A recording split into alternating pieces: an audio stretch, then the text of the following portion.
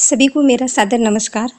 मैं BKS ma'am आपका हार्दिक अभिनंदन करती हूँ शिव सरोज साहित्य के इस चैनल में, जिसमें आज हम पढ़ने जा रहे हैं क्रिया। जितने भी SI, रीट, पटवार इनकी तैयारी करने वाले हैं वो यकीन मानिए आप इन टॉपिकों को पढ़ेंगे तो ज़रूर आपका एक भी प्रश्न गलत नहीं होगा, इतना मेरा विश्वास है। आज हम जिस टॉपिक पर बात कर रहे हैं वह है क्रिया। क्रिया की परिभाषा। जिस शब्द से किसी काम या कार्य का करना या होना पाया जाए उसे क्रिया कहते हैं। मनुष्य है, मनुष्य सुबह से लेकर रात तक दिन भर कोई ना कोई काम करता रहता है। वो आराम भी करता है तो वो भी काम ही कर रहा है, वो क्रिया कर रहा है, रात वो आराम कर रहा है। तो जो भी हम काम करते हैं उन सभी कामों को क्या कहते हैं? क्रिया कहते हैं। तो परिभाषा हमने देखी, जिस शब्द से किसी काम का या कार्य का करना या होना पाया जाए उसे हम क्रिया कहते हैं।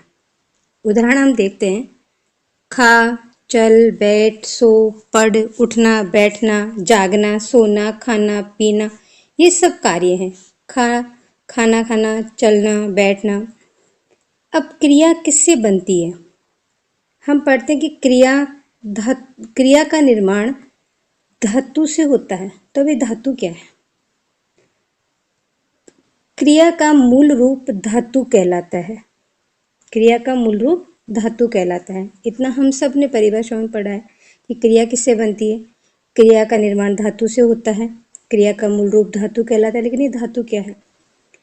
हम नीचे उदाहरण देख रहे हैं कि ये कार्य करता है, कर लेगा, करवाइए, करिए, करना चाहिए, करेगा, करो, कर चुका होगा।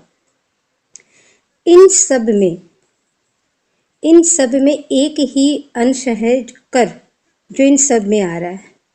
अर्थात जो सभी क्रियाओं में समान रूप से आता है, जो सभी क्रियाओं में समान रूप से आ रहा है, उस अंश को ही हम क्या कहते हैं? उस अंश को ही हम क्रिया की क्या कहते हैं? धातु कहते हैं। और जितनी भी क्रियाएं बनती है वो धातु से ही बनती हैं। क्रिया का जो सामान्य रूप बनता है वो धातु से बनता है, ये भी हमने पढ़ा। और धातु में हम क्या जोड़ेंगे? धातु में हम ना या ता प्रत्यय लगाएंगे। उस प्रत्यय को लगाने से क्रिया का क्या बनता है? सामान्य रूप बनता है। देखते हैं कैसे। खा, पी, चल, बैठ, सो, पढ़, उठ, बैठ, जाग, ये सब धातु हैं। ये सब क्या हैं? धातु।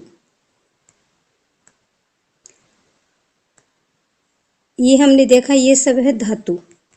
और धातु में प्रत्यय हमेशा पीछे की ओर लगता है। जब हम उपसर्ग और प्रत्यय की बात करेंगे तब डिटेल में इसके बारे में पढ़ेंगे। अभी प्रत्यय का मतलब पैर पीछे लगता है जो। तो यहाँ हमने ना और ता प्रत्यय लगा रखा है। ना और ता क्या है? हमारा प्रत्यय है। और ये धातु में इस प्रत्यय के जोड़ने से ही हमारी क्या बनी है? ये क्रिया का हमारा सामान्य रूप बना है। अब बात करते हैं हम कि क्रिया के कितने भेद होते हैं। क्रिया के मुख्य रूप से 2 भेद माने गए हैं, कर्म के आधार पर और संरचना के आधार पर। संरचना का अर्थ है बनावट। बनावट के आधार पर कि हम कितने तरीके से हम क्रियाओं को बना सकते हैं। कर्म के आधार पर क्रिया के 2 भेद माने गए हैं। कर्म के आधार पर क्रिया के 2 भेद माने गए हैं, अकर्मक क्रिया और सकर्मक क्रिया। और संरचना के आधार पर मैंने यहाँ 8 भेद निकाले हैं, जबकि कई किताबों में आपको 5 मिलेंगे, कहीं 6 मिलेंगे। पर मुख्य तौर पे जो हमें प्रतियोगी परीक्षाओं के लिए आवश्यक है वो 8 रूप है, जिन पर हम चर्चा करेंगे। ये सामान्य क्रिया, नाम धातु क्रिया, संयुक्त क्रिया, पूर्वकालिक क्रिया, प्रेरणार्थक क्रिया, तात्कालिक क्रिया, सहायक क्रिया, सजातीय क्रिया। संरचना के आधार पर 8 नाम देखने के बाद हम पढ़ते हैं कर्म के आधार पर क्रिया के भेद। हमने अभी देखा कि कर्म के आधार पर 2 भेद माने गए हैं, अकर्मक क्रिया और सकर्मक क्रिया। दोनों शब्दों में जो कर्म आ रहा है उसके आधार पर ही हम इन क्रिया भेदों का निर्धारण करेंगे। तो पहले हम जानते हैं कर्म क्या है।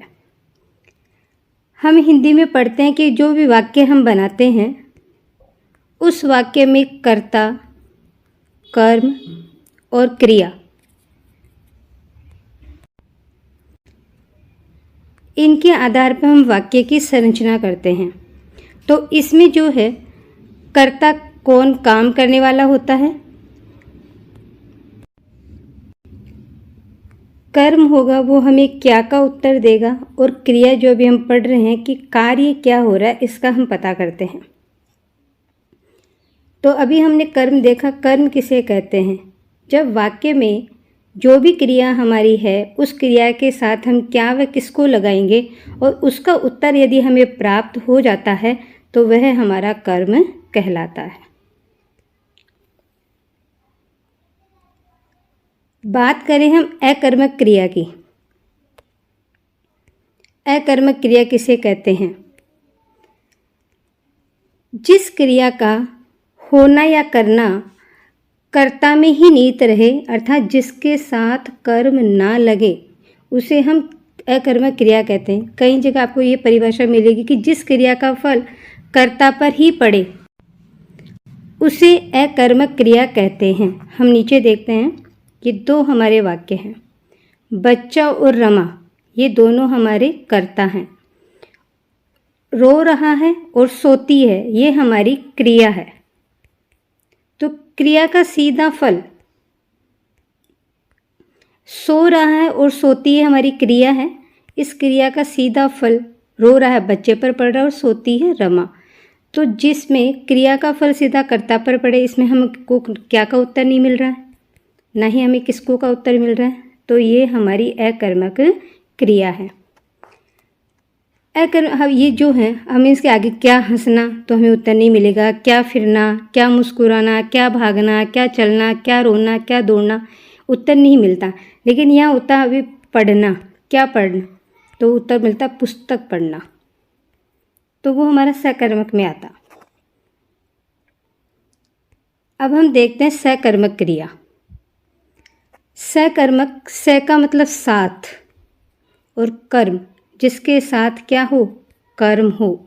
ऊपर हम अकर्मक को पढ़ सकते हैं, ए का मतलब होता है नहीं, जिसमें कर्म नहीं है।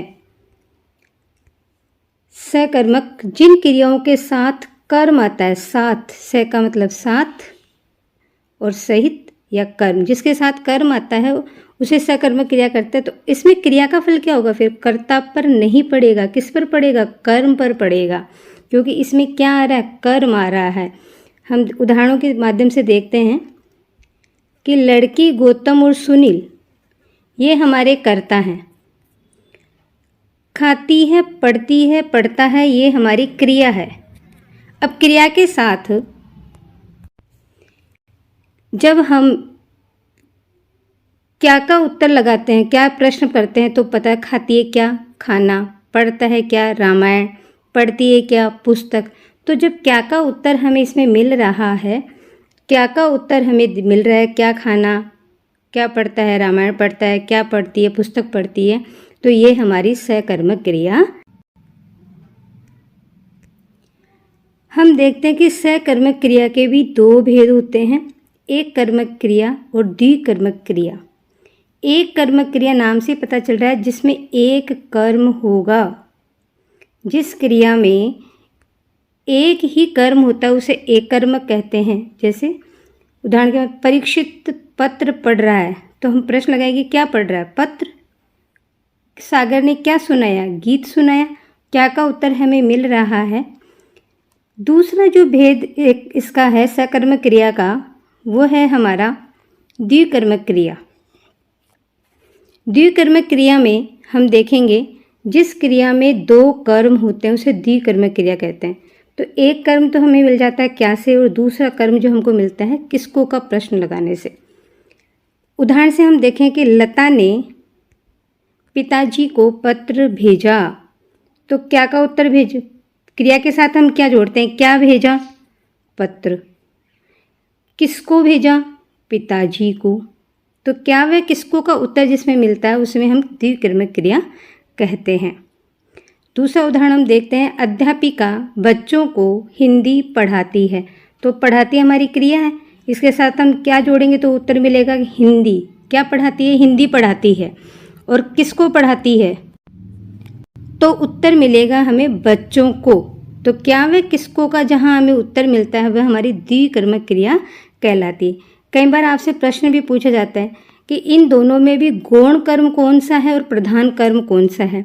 तो क्या का जो उत्तर देता है वो हमारा मुख्य या प्रधान कर्म होता है, जबकि किसको का उत्तर जो देता है वो हमारा गौण कर्म होता है।